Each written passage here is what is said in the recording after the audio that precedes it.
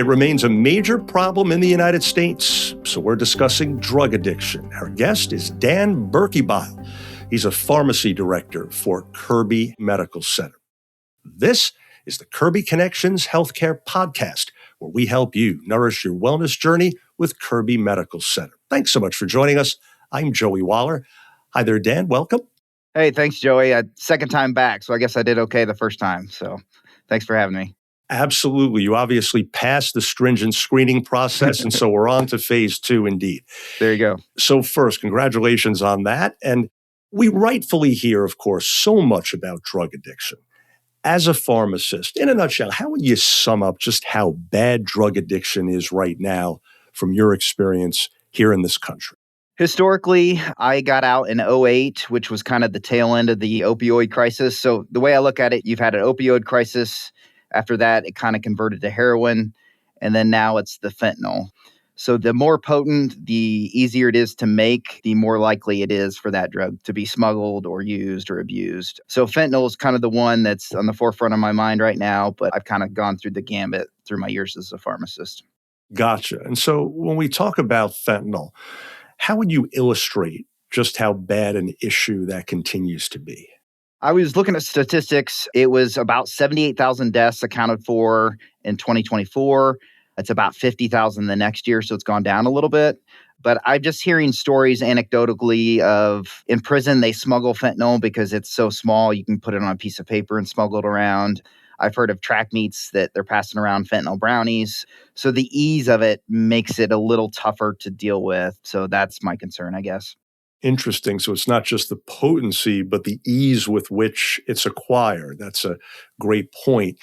Historically speaking, as a society, if you will, how did we get here, Dan? Why has addiction spiraled so out of control? I'm sure there are many reasons. What would you mainly point to here?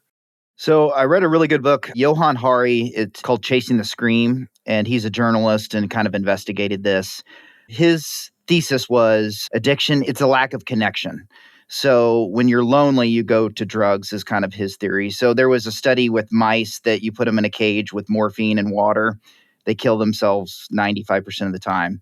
But you put them in a rat cage, he called it a rat park, where you've got other animals to interact with, you've got toys to play with. That rat never killed itself with overdose and morphine. So he was making that study and just saying it's about connection and connecting people so you don't get lonely and don't go to drugs. I think there's more to that, but I think there's a lot to what he had. So it was a great book to really get your mind thinking of like, okay, as a society, loneliness is probably a big problem. Interesting. So when you've got little else to focus on, that exacerbates the problem. How about the term drug controls? What's meant by that for those unfamiliar? And generally speaking, what's been their effectiveness and the ramifications of their use?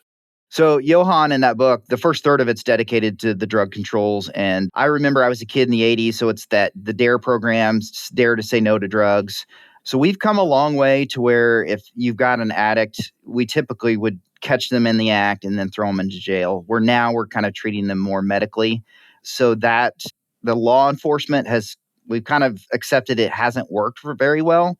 So I think that's been good for society to kind of accept that and change. I'm in U of I territory here. They did a study and they basically found the DARE program wasn't effective.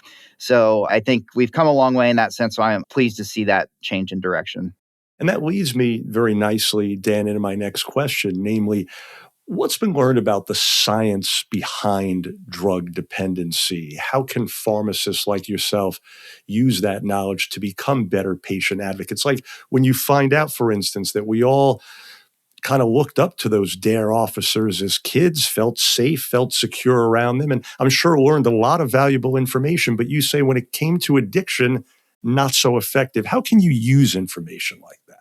So, I mean, when mom and dad tell you to do something, your first reaction is kind of say no. So I think that was kind of the thing. It's like, we're telling you to do this. And you just have that instinct of like, I don't always want to be told what to do. So from a pharmacist perspective, I get into the chemistry and it gets a little nerdy, but there's a great physician out in the West Coast, Corey Waller, and he looks at how drugs affect your dopamine. So he says to live, you need water, food, and dopamine. And that dopamine is the main driver in life. So Joey, you're on a Monday, you got to come into work, you're okay, but you're at like 50 nanograms per deciliter. If you're having a bad day, you might be in the 30s, 40s, you're going to call in sick. We were talking earlier, if the Jersey Devils make a good playoff run with Jack Hughes and you score this huge interview with Jack Hughes, your dopamine level is going to be up in the hundreds. You just have this kind of high of like, yes, this is going super well. So the problem is what happens is when you introduce drugs, marijuana, alcohol, you get kind of above this natural high. And that's why we feel good. We get a buzz when we have a beer. We get up in that maybe 200 nanogram per deciliter range. But now we add your opioids, you get methamphetamine. That's one of the worst ones. You're in the 1100, you're in the 1000 range of it's totally not natural for your dopamine level. So now your body stops producing dopamine when you start introducing all these drugs consistently.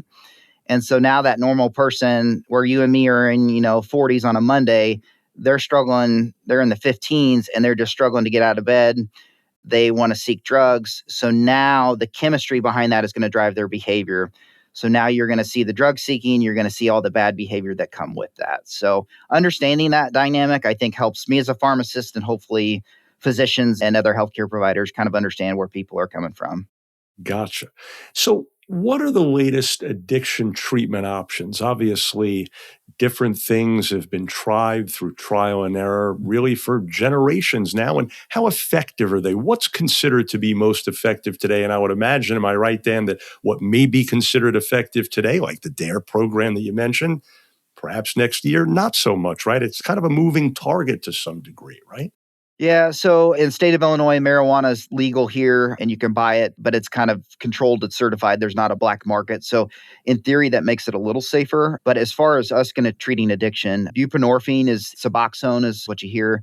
So that allows us to treat a patient to get their dopamine levels back to normal so they don't have that drug-seeking behavior. So that's the big one. There's a couple different formulations to get that, but that's the first thing we'll look at. And obviously, Johan Hari he's gonna want that social worker to come in and help you find whatever else is causing you to want to seek drugs. So I think there's definitely a social work aspect to it also. When you talk about marijuana and the legalization of it in many states now, any sense in your community on what impact that's had on addiction? So we have a strong mental health center and they do kind of studies and they ask people that. As a coach for high school soccer, I tell my kids, like, this is not going to give you peak performance by any means. So I don't know that I've seen a huge effect making it different, but you're seeing in the grocery stores now, I think you can get alcohol with THC in it. You're seeing at the gas stations, you can get kind of, they call it gas station crack, where it's like this kratom that hits some of the opioid receptors. So I think some of these people that are looking for that stuff are going to find it no matter what.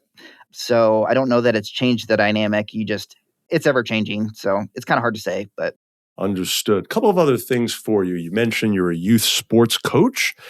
And so when you're around young kids these days, being a coach, but also a pharmacist and involved in trying to, in your own way, help fight the addiction problem, are you able to get a message across effectively these days with young people having so many places where they can get information?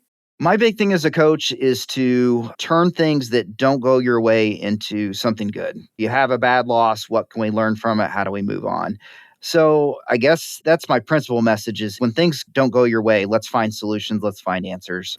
So kind of my segue into pharmacy is if you've got somebody in your family struggling or you're seeing somebody, let people know to get them the help they need. Let's actually learn from this. Let's grow from it. Don't be ashamed of it. Like that was kind of the DARE program where I'm going to get thrown in jail. Well, now it's not so much that it's let's get you the help you need rather than actually punishing you because you do need the help.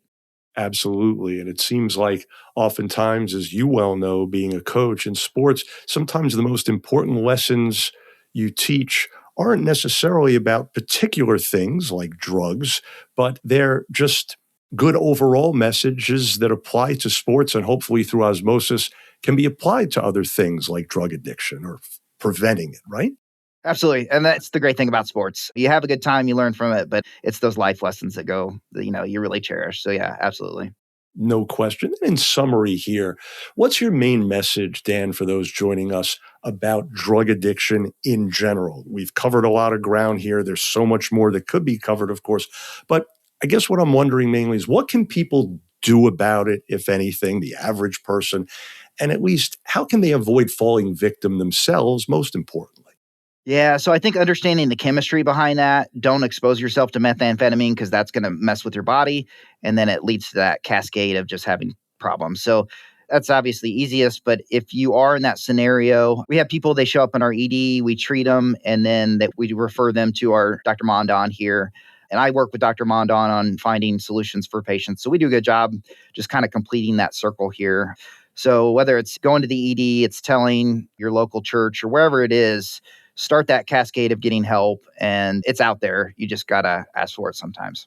Great advice indeed. Well, folks, we trust you are now more familiar with the perils of drug addiction and what can be done about it these days. Dan, an important topic to say the very least. Thanks so much again. Thanks, Joey. Talk to you later. Absolutely. And for more information, please do visit kirbyrx.org. If you found this podcast helpful, please do share it on your social media. And thanks so much again for being part of the Kirby Connections Health Podcast.